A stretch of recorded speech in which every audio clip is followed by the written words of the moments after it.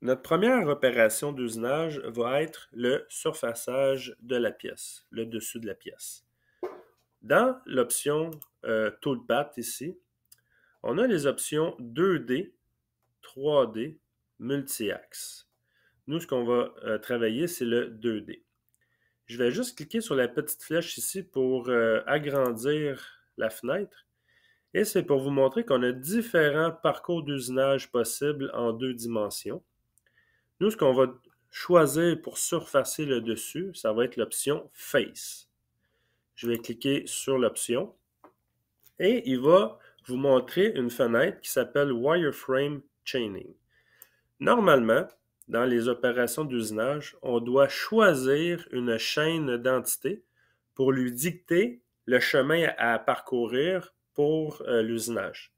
Sauf que dans le cas d'un surfaçage, on ne choisit pas d'entité. On n'en choisit aucune parce que par défaut, il va prendre le stock setup qu'on a paramétré comme géométrie à usiner.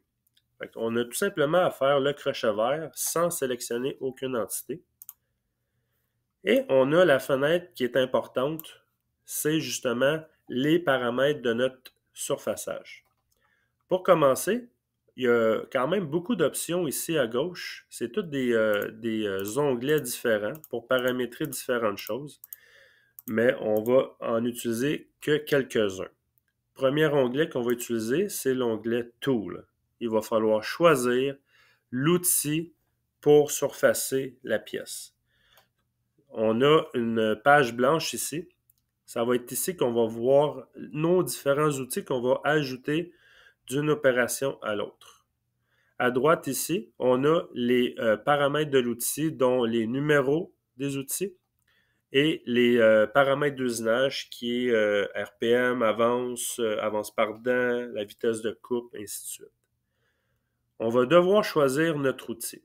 On a deux options, soit que vous cliquez sur Select Library Tool, parce qu'on va aller chercher l'outil dans une librairie qui est déjà créée par Mastercam, ou tout simplement, dans le blanc, on clique à droite et on fait Select Library Tool.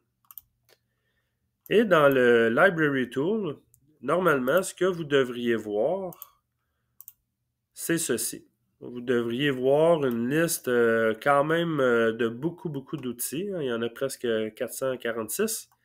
Et là-dedans, ben, il y a plein d'outils. Des center drill, des spot drill, des fraises, ça peut être des tabs, des reamers. Il y a vraiment beaucoup de choses. Au lieu de chercher l'outil qu'on veut, on va travailler avec les filtres. On va cliquer sur Filter ici. Et dans les filtres, c'est qu'on a plein de sortes d'outils. Et là, ils sont tous sélectionnés. C'est pour ça qu'on voit plein d'outils dans la liste parce que le filtre, il les a tous sélectionnés par défaut. Ce qu'on va devoir faire, c'est tout simplement None. Fait qu'on désélectionne tout. Et la fraise à surfacer, c'est celle-là ici, le Face Mill. Je vais cliquer une fois dessus. On voit qu'il est sélectionné. Et je vais faire le crochet. Là, vous allez voir, la liste est beaucoup moins grande. C'est juste les Face Mill. Et moi, ce que je veux utiliser, c'est le Face Mill de 2 pouces. Je vais sélectionner le 2 pouces ici et je fais le crochet. Ce qui est quand même important au niveau des paramètres de l'outil, c'est le numéro. Là, on voit qu'il a été numéroté 1, sauf que la longueur du tool offset, on devrait le paramétrer également à 1, et le diamètre offset aussi à 1. Le head, on n'a pas besoin de jouer avec, là. C'est pas, on ne change pas de tête, c'est vraiment juste c'est la même tête, mais avec différents outils. Mais si vous voulez, là, il n'y a rien qui empêche que vous écrivez un partout, là, juste pour être certain. Mais le head n'est pas important. Au niveau des paramètres d'usinage ici, je vais les expliquer. On a le feed rate, qui est l'avance en pouces par minute. Ça, c'est le F, qui est dans les programmes. Ensuite, on a le spindle speed, qui est le RPM, la rotation de l'outil. Ensuite, ce qui est en dessous a un lien direct avec les options que je viens de vous expliquer. On a le FPT, qui est le feed per tooth. Ça veut dire que c'est l'avance par dent. Ça, normalement, on l'obtient dans une charte, soit du fournisseur ou la charte chez nous à l'école. Et on a le SFM aussi, qui est le Surface Feed per Minute. Ça veut dire que c'est le nombre de pieds par minute. Ça, c'est la vitesse de coupe. Si je paramètre, par exemple, une vitesse de coupe à 800, et que je fais Enter, vous allez voir que le spindle et le feed va changer. Parce que lui, il fait le calcul VC fois 4 divisé par le diamètre de l'outil. Même chose pour l'avance par dent. Si je viens changer l'avance par dent, par exemple, à 1 millième, on voit que le feed est maintenant différent. Ça, vous allez pouvoir le régler avec nos chartes qu'on va vous fournir. Le plunge rate, ça, c'est justement quand que l'outil va s'approcher de la pièce et va devoir aller prendre la profondeur nécessaire pour faire, exemple, le surfaçage, mais la descente, pour aller chercher la bonne profondeur, ça s'appelle le plunge rate. On pourrait l'augmenter, par exemple, à 25 pouces par minute. De toute façon, l'outil est dans le vide. Il va tout simplement descendre rapidement pour prendre sa profondeur et continuer. On a aussi le retract rate. Il est désactivé parce qu'on a activé le rapid retract. Ça veut dire que quand il a terminé son usinage, il va rétracter, il va se retirer de la pièce en rapide, en G00. Si jamais ce n'est pas activé, ben là, on peut activer un retract, un feed de retract rate, comme qu'on veut. Mais on va le laisser à rapid retract. Ensuite, le prochain onglet qui est important, c'est le cut paramètre. Le cut paramètre, c'est justement la stratégie de surfaçage qu'on veut utiliser. On a, par exemple, le style de surfaçage qu'on veut faire. On a one way, ça veut dire qu'il va prendre les passes toujours dans le même sens.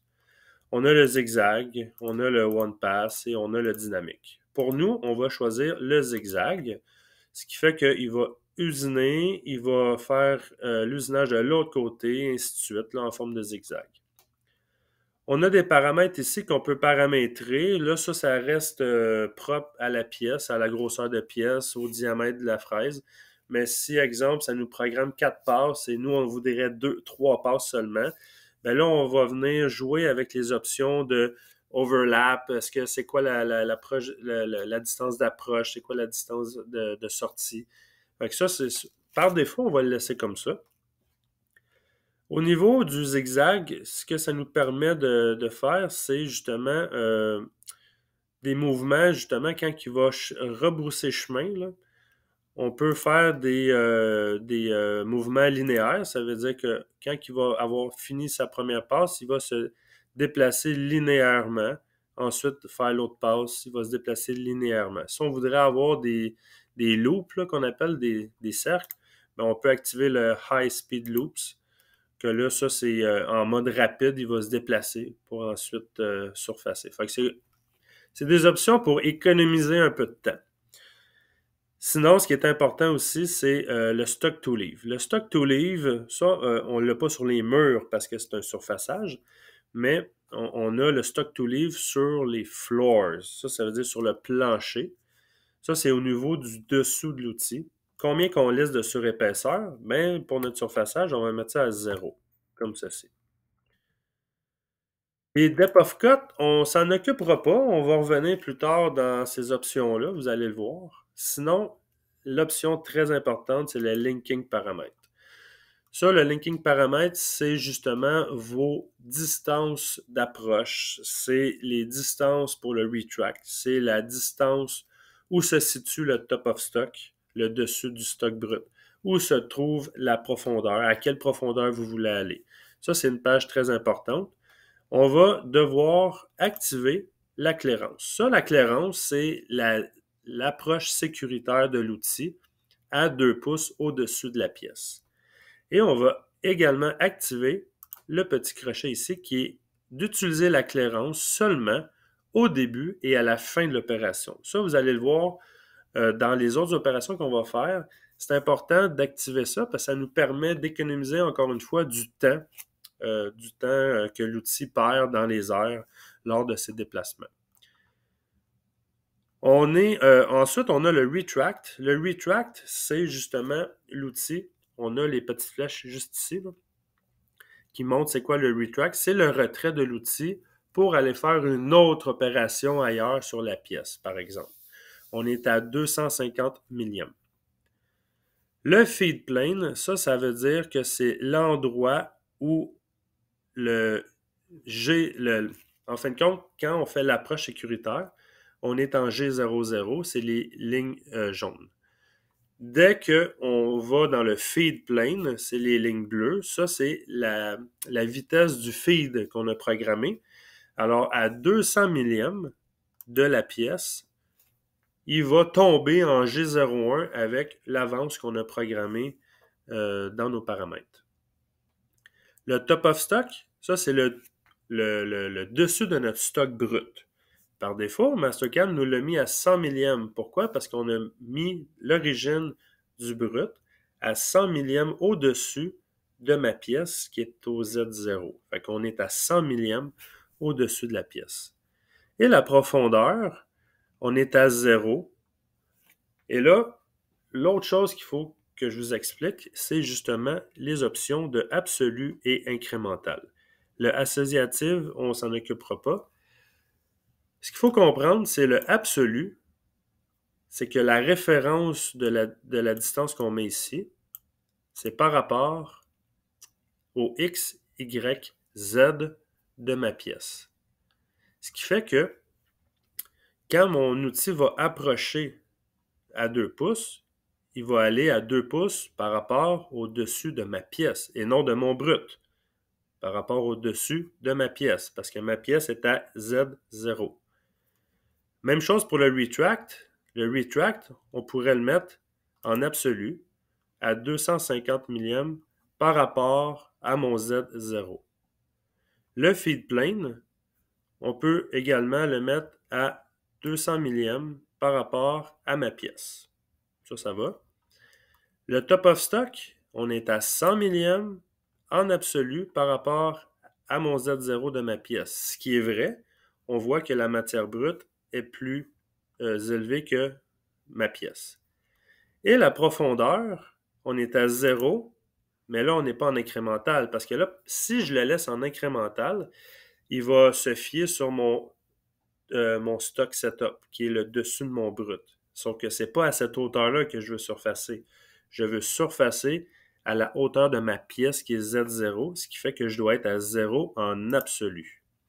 Ça, vous allez voir, là, on joue beaucoup avec ces options-là dans les prochaines opérations puis dans les prochains tutoriels parce qu'on peut jouer avec ces options-là pour justement amener l'outil au bon endroit qu'on veut cuisine. Et en même temps, ça va si on paramètre bien ça, on va pouvoir encore sauver du temps de perte de temps dans les airs durant les déplacements d'outils. Et la dernière chose qui est plus ou moins importante pour la programmation, mais qui est importante quand vous allez faire de la production en série plus tard, c'est l'option Coolin ici. On va activer le Coolin pour cette opération-là. Là, je vais faire le crochet vert et on voit qu'on a un parcours qui vient d'apparaître. On a les lignes jaunes qui est l'avance rapide. On a les lignes vertes qui sont le feed plane, qui est le plunge. Et on a la ligne bleue qui est justement l'usinage de notre pièce. Et on retract en rapide avec la ligne jaune. Pour voir qu'est-ce que ça donne, on peut faire deux options. Il y en a un que c'est dans l'opération en tant que telle, on a l'onglet Toolpath ici avec 3 petites vagues. Si je clique dessus une fois, on a un petit simulateur justement qui apparaît ici. Là. On peut faire apparaître l'outil ou disparaître l'outil, le holder. Il y a plusieurs options qu'on peut jouer avec, mais par défaut, on va le laisser comme ça. Et on a un petit player qu'on appelle, là. Ça veut dire un bouton play, stop. On peut avancer ou reculer. Et avec une barre de vitesse ici de simulation. Je vais faire play. Et je vais juste dézoomer un peu. On voit le face mill s'en venir. Là, je peux augmenter sa vitesse. Et on voit la simulation. Puis là, je vais juste le mettre sur pause comme ça. Je vais diminuer la vitesse au minimum. Je vais aller en front view. Et on voit que le face mill, il vient vraiment surfacer à Z0 sur le dessus de ma pièce, ce qui fait qu'il enlève une centaine de millièmes au-dessus. Je vais pouvoir poursuivre comme ceci. Là, on va voir le High Speed Loop. C'est qu'il va faire un rayon pour justement changer de direction au lieu que ça soit en ligne droite. Il va faire sa deuxième passe et va se retirer en rapide. Et la simulation est terminée. Deuxième chose que vous pouvez faire, on s'assure de sélectionner l'opération, ce qui fait qu'il faut qu'il y ait un petit crochet vert ici. Et on va aller faire Verify, c'est cette option-là ici. Dans le Verify, c'est une simulation plus 3D. J'ai ma pièce, j'ai mon outil. Là, on voit la géométrie apparaître. Ça, c'est plus ou moins important. On pourrait la cacher là, dans Home ici. On pourrait cacher le wireframe, par exemple, si on ne veut pas le voir.